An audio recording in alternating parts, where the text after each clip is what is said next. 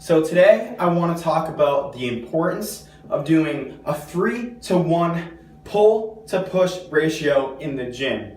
Okay? And so on the whiteboard here, I have a list of reasons why I strongly believe that a 3-to-1 pull to push ratio is best for performance. The key word is performance. So for all the bodybuilders, including myself, I love bodybuilding and I think it has a really good place in fitness.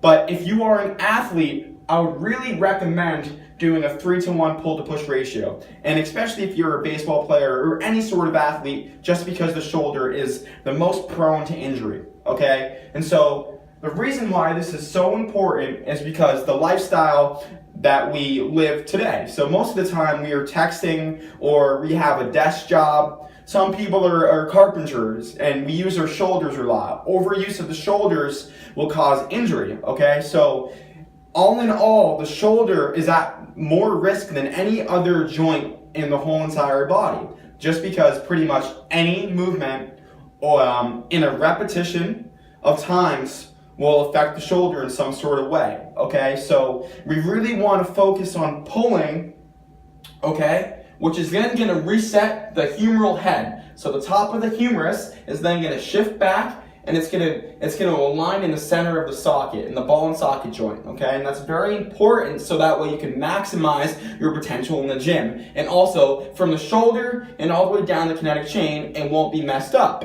Okay, so it's very important to keep an eye on your shoulders, okay? And also by having the center, the humeral head in the center, it also won't affect your T-spine, okay? And your T-spine is vital in shoulder mobility, okay? So I'm just gonna list the reasons here, okay? So I already went over that we sit all day. The anatomy of the shoulder is not meant to push all the time. It will shift the humeral head. So just like I was saying, it's gonna shift the humerus back, okay?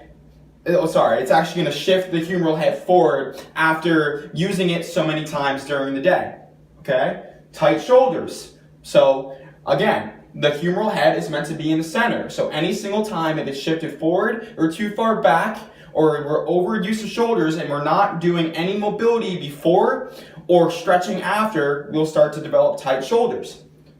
Improve performance.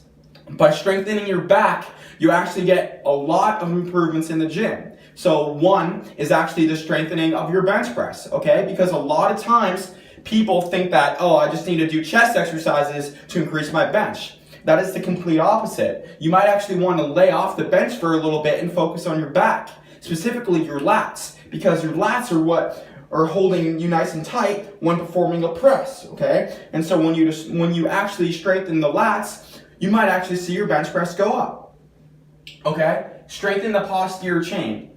This is vital information for performance because our back side of our bodies, okay, our backs, our glutes, our hammies, our back muscles, our posterior delts, okay, and our calves are actually vital muscles in performance. And if you put your focus on the posterior chain, I guarantee your performance in your sports will go up. Decrease risk of injury, and I already said that as well, by keeping the ball and socket in that center alignment, as well as, of course, that's going to keep the shoulders aligned. Okay, so these are just a couple of reasons why you guys should kind of consider a 3-to-1 pull to push ratio. And by the way, your strength will go through the roof if you follow this program.